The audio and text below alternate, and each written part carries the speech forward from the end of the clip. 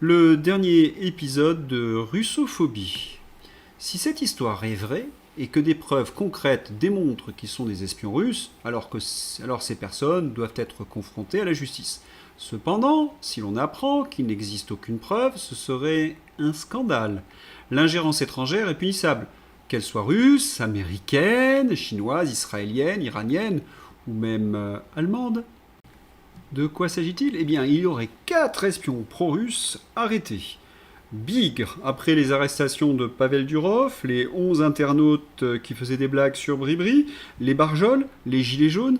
Oui, oui, on y croit. Et lorsqu'on voit les gens sur Internet faire de la propagande, on n'a plus beaucoup de doutes, comme ce Louis Duclos.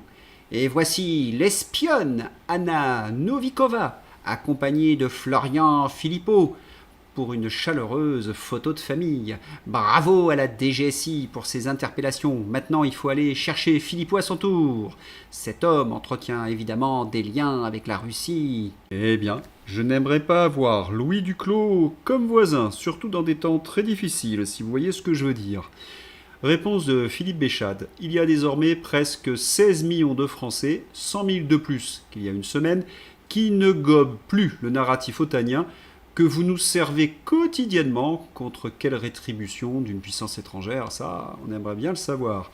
Ça fait 16 millions d'espions ou collaborus à mettre en prison?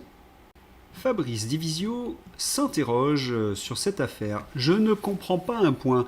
C'est quoi exactement être à la botte des renseignements russes? Je veux dire, quel type d'informations des associatifs peuvent avoir qui intéressent les Russes?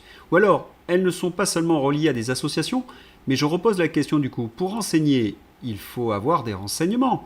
Moi, si les services secrets russes me demandaient d'espionner, je pourrais à la rigueur espionner mon chat, et encore, quand il est là.